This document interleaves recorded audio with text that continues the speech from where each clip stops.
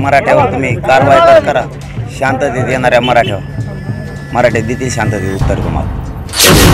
तर बरं होईल. इथून पुढं बोलला की त्याला टप्प्यातच घेणार आहे. मी सुद्धा सोडणार नाही. जर ते शांततेत जरी मुंबईत आले तरी करोडोत येणार आहेत. पण कारवाई कोणावर करतो रे?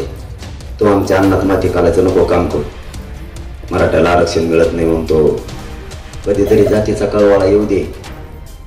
नशिबाने या जातीत जन्म घेतलाय. तुमच्या पोटातले विचार तोंडावर आणलेच म्हणायचं. जर मराठ्यांच्या पोराच्या नरड्यावर पाय द्यायचं त्यांनी जर ठरवलं असलं तर आम्ही त्याला सरकार नाही मानत. काय वर जाऊन मी सरकारला सांगितलं होतं मराठ्यांच्या पोर लोकांच्या नादी नका लागू. हे शांततेत जरी मुंबईत आले तरी करोडोत येणार आहेत. पण कारवाई कोणावर करतो रे?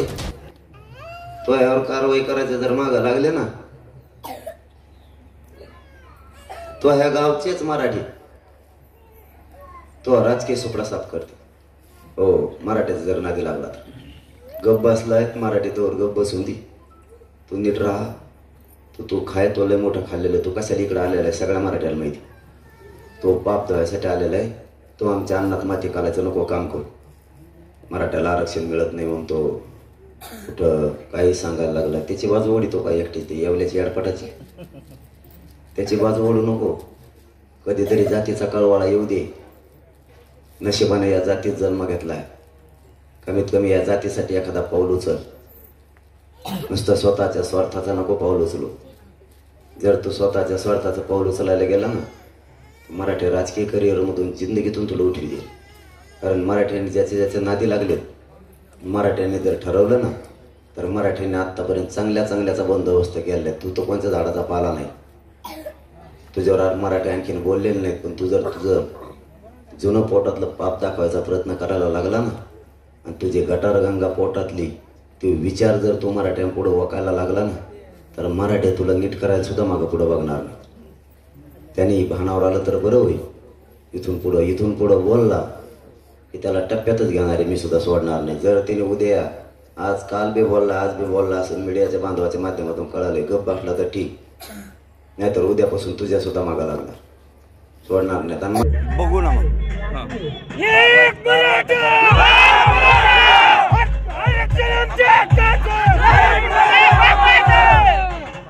कारवाई तर करा. तुम्ही पहिल्यापासून हेच केलं. तुम्ही पहिल्यापासून मराठ्यांच्याच मुळावर उठले. आम्हाला हे बोलायचं नव्हतं. तुम्ही मौन धरलं होतं. आम्हाला असं वाटलं होतं की तुम्ही मराठा समाजाच्या पाठीशी आहेत. परंतु शेवटी तुम्ही तुमच्या पोटातले विचार तोंडावर आणलेच म्हणायचं.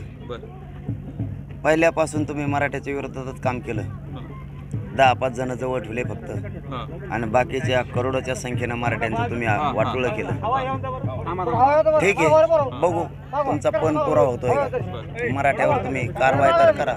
शांततेत येणाऱ्या मराठ्यात देतील शांततेत उत्तर तुम्हाला. खरं तर सरकार पॉझिटिव्ह आहे असं सांगितलं जात आहे. अजित पवार अशी भूमिका का घेतात असं वाटतंय आणि तुमचं काय म्हणणं आहे या गोष्टीवर? ते त्याला स्वतःला असं बोलून सरकार समजत असं. अपघातानं आलेला माणूस त्याला सरकार आम्ही तो जर असं बोलत असला तर आम्ही त्याला सरकार नाही मानत आम्ही त्याला. जर मराठ्यांच्या पोराच्या नरड्यावर पाय द्यायचं त्यांनी जर ठरवलं असलं तर आम्ही त्याला सरकार नाही मानत. हा माहीत मुंबईवर जायला. मुंबईला तर जाणार आणि ओबीसीतूनच आरक्षण आणणार. तू कारवाई कर. त्या टायमाला शांततेचं उत्तर मराठ्यात देतील. उत्तर काय असतं. मनोज जरांगे यांची अजित पवार यांच्यावर एकेरी भाषेत टीका. कार्यवाही कोणावर करतो रे? मनोज जरांगे पाटलांचा उपमुख्यमंत्री अजित पवार यांना एकेरी भाषेत प्रश्न. मराठ्यांच्या जर नादी लागाल तर राजकीय सुकडा साफ करू. मनोज जरांगे पाटील. छगन भुजबळ यांच्यावर देखील मनोज जरांगे पाटील यांनी टीका केली आहे. मनोज जरांगे पाटील गोदापट्ट्यातील 123 गावांचा दौरा करत असून मनोज जरांगे बीड जिल्ह्यातील गावांना गाठीभेटी देत आहेत. मनोज जरांगे यांनी बीडच्या निर्णायक इशारा सभेतून सरकारला 20 जानेवारीच्या आतमध्ये आरक्षण देता आलं तर ठीक नसता. आंतरवाली सराटीतून 20 जानेवारीला मुंबईच्या दिशेनं राज्यातील मराठा समाज कूच करणार आहे. करोडोच्या संख्येनं समाज या पहिलीमध्ये सहभागी होत असून याच पार्श्वभूमीवर मनोज जरांगे पाटील गावागावात बैठका घेऊन जनजागृती करत आहेत. अजित पवार यांनी एका कार्यक्रमामध्ये माध्यमांशी बोलताना म्हटलं की मराठा समाज जर येत असेल आणि कायदा हातात घेत असेल तर त्यांच्यावर कारवाई करा, असे वक्तव्य अजित पवार यांनी केल्यानंतर मराठा आंदोलक मनोज जरांगे पाटील यांनी नाव न घेता त्यांच्यावरती एकेरी भाषेत टीका केली. ते असे म्हणाले की अजित पवार यांचे नाव न घेता ते त्यांचं पाप धुण्यासाठी इकडे सरकारमध्ये आलेलं आहे. येवल्याच्या त्यांनी ऐकू नये. तसेच मराठा समाजामध्ये जन्म घेतलेला आहे, काहीतरी भाग्य आहे, मात्र मराठा समाजाच्या चांगल्या कामासाठी ते वापरावे, असं देखील मनोज जरांगे पाटील यांनी अजित पवार यांच्यावरती एकेरी भाषेत टीका केली आहे.